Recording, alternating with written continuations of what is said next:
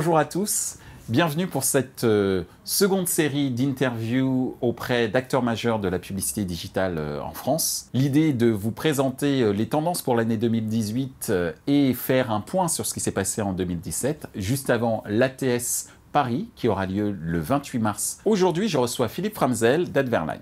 Bonjour Philippe. Bonjour. Merci d'être là pour cette seconde vague de vidéos juste avant l'ATS Paris 2018. Avant de parler de 2018, on va parler de 2017. Mais avant de parler de 2017, ce qui serait intéressant, c'est de savoir qui tu es et ce que tu proposes. Donc moi je suis Philippe Framzel, je dirige la régie Adverline. Donc on est une régie externe. On fait de la vente de gré à gré, mais surtout aujourd'hui en programmatique avec une place de marché privée qu'on a créée qui s'appelle The Place to Bid. Donc place de marché qui s'est inscrite dans la lignée de la place média ou d'Audience Square, avec une différence fondamentale, c'est qu'on est à la fois la régie premium et la régie RTB. On a également une activité de retargeting dynamique, puisqu'on a une petite solution qui s'appelle Dynamo, qui est un peu une solution Criteo-like, avec aussi une différence fondamentale, puisque on se fait payer au lead et on achète au CPM. Et on a aussi une petite activité de trading desk à travers une marque qui s'appelle M&Co, où pour le coup, on a un métier d'acheteur d'espace aux enchères. En gros, vous faites feu de tout bois, quoi. On touche aujourd'hui, c'est vrai que les frontières entre trading desk, régie, elles sont poreuses, on va dire. Donc, et puis, le fait d'être acheteur et vendeur, ça permet aussi de peut-être mieux voir ce qui se passe, d'être plus à même de voir ce qui est compliqué, ce qui n'est pas transparent. Ouais. En tout cas, ça nous donne des éléments. Alors justement, sur l'année 2017, quelles ont été tes plus grandes observations et d'après toi, quelles seront les tendances sur 2018? Sur 2017, moi le fait majeur, la montée en puissance du programmatique, 60% du marché, nous on est à peu près à 70% aujourd'hui en termes de vente. Évidemment sur le programmatique, le phénomène le plus marquant pour moi, c'est l'avènement du header bidding et surtout la mise en place du first price. Donc nous on a adopté depuis le 1er septembre sur certains SSP et ça je pense que ça change la donne puisque j'aurais tendance à dire que le second price auction c'était un petit peu la porte ouverte à toutes les dérives et aujourd'hui je trouve qu'on arrive sur un marché plus transparent grâce au first price. Et tu peux donner des chiffres? En termes de progression, là on a mis le first price, on a eu pratiquement une montée en gamme des ICPM de l'ordre de 80%. Donc, ah oui, effectivement. On peut dire que le first price est favorable aux éditeurs, ça, il n'y a pas de débat par rapport à ça. Donc vive le header bidding. Alors le header bidding, c'est un peu différent puisque finalement on essaie de chercher la meilleure impression dans chaque place de marché. Mais il a été un moteur. Chaque SSP, c'est un moteur. Il fait monter les prix, bien évidemment. Il y a quand même des travers sur le header bidding. On s'aperçoit que sur certaines natures d'inventaire, parfois on perd de l'inventaire, puisque finalement, le temps d'appeler toutes les bourses électroniques, on n'a pas le temps, l'internaute est parfois parti. Donc le header bidding, évidemment, c'est un plus, mais je pense qu'il y a encore des améliorations à trouver pour que il faut bien gérer la vitesse de chaque SSP, en fait, pour pouvoir bien travailler sur la vélocité de chacun de ces SSP et de tes différents partenaires en termes de roi-peur, sans trop entrer dans des détails purement techniques. Exactement. Mais justement, toi, sur 2018, qu'est-ce que tu vois avec justement cette arrivée de nouvelles opportunités via un changement de modèle quant à la mise à disposition des inventaires? Qu'est-ce que tu vois sur 2018?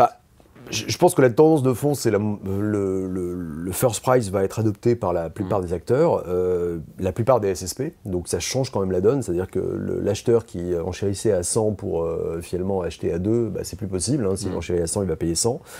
Donc ça me paraît être quand même un atout très important parce que finalement, déjà, celui qui enchérit le plus cher est sûr de gagner l'impression, ce qui n'était pas le cas dans l'ancien système auparavant. Et ensuite, je pense qu'il y a quand même encore des améliorations à trouver parce que si on fait des analogies avec la bourse, ce qui est quand même très curieux sur notre marché, c'est que finalement, on enchérit sur un prix de base qu'on ne connaît pas.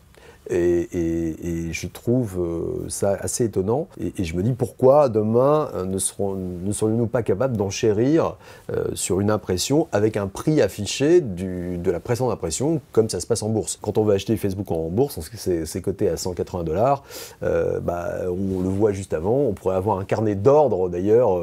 Donc je pense qu'on peut aller vers ce progrès-là. Et là, ça changerait évidemment la donne parce qu'on parlerait de vrai trading à l'instar de ce qui se passe en bourse. Alors justement, c'est bien parce que ça fait une sorte de transition avec mon autre question qui touche à la maturité du marché français.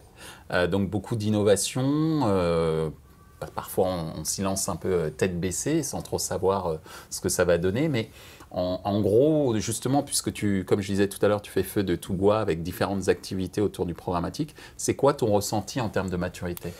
Je pense qu'il y a une grande maturité quand même des différents acteurs. Alors sur le first price, second price, c'est vrai qu'il y a peut-être encore des choses à apprendre dans certaines structures, mais je pense qu'il y a une grande maturité, y compris chez les annonceurs aujourd'hui. Bon, on le voit, si on n'est pas à 60% de programmatique par hasard, la tendance de fond qu'on entend souvent comme discours dans les agences médias, c'est d'aller vers 100% programmatique en 2020. Donc je pense que la maturité, elle est là sur le programmatique. On n'est pas au démarrage. Alors justement, dans cette partie maturité, tu as évoqué les annonceurs. Et on voit que les annonceurs sont de plus en plus partisans d'une maîtrise de leur stratégie d'achat programmatique, mais pas que d'ailleurs. On parle de désintermédiation. Qu'est-ce que tu en penses de ce phénomène ? Alors, il y a effectivement quelques annonceurs qui créent leur training desk interne, comme il y a une époque, il y avait des cellules médias chez des grands annonceurs qui avaient été créées. Je ne sais pas si on pense à des gens comme L'Oréal Média ou Spedic. Bon, on voit que depuis, elles ont un peu disparu. Est-ce que c'est une tendance de fond ? Moi, ce que je trouve très compliqué, je trouve que le trading, pour en faire un peu, c'est un vrai métier. C'est compliqué de savoir où bien acheter l'inventaire, la fluidité des tuyaux, quel prix indiquer. On peut se dire qu'un acheteur qui est en interne chez l'annonceur, il saura peut-être acheter toutes les campagnes de l'annonceur, mais finalement, il travaillera sur une seule gamme de produits. Et donc, dans quelle mesure, à un moment donné, il ne va pas être un peu perdu sur les notions de prix ? Est-ce qu'il ne va pas se faire distancer ?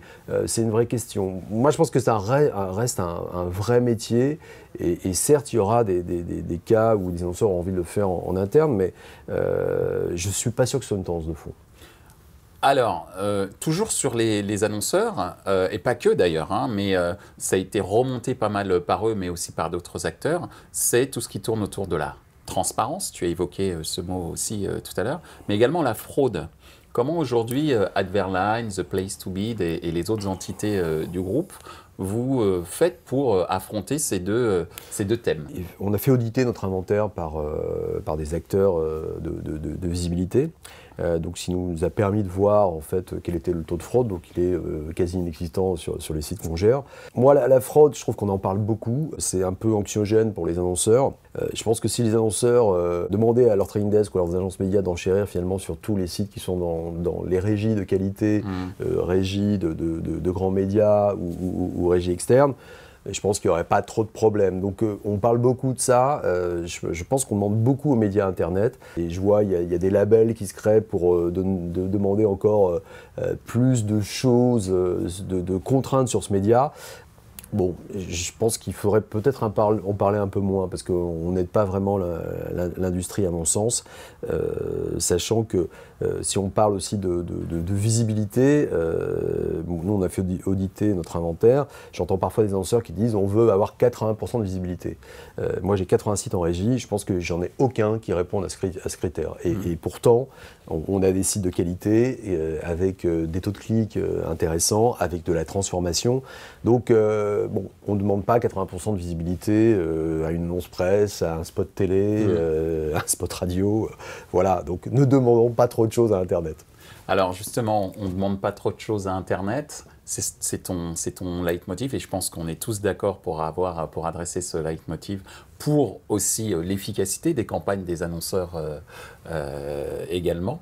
Et justement, puisque je parle d'efficacité des campagnes, on voit de plus en plus une volonté à la fois des régimes mais aussi des annonceurs et des agences et trading desk de produire ce que l'on appelle des Deal ID.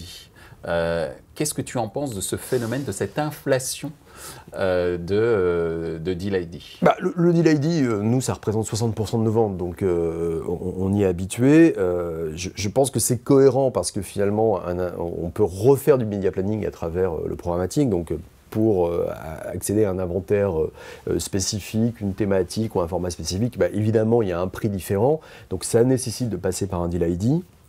Donc moi je pense que l'avènement le Deal ID va continuer à progresser. Alors on est assez avancé en France, hein, pour avoir discuté avec certains confrères étrangers, je pense que dans certains pays on est plutôt à un taux de 30% de Deal ID.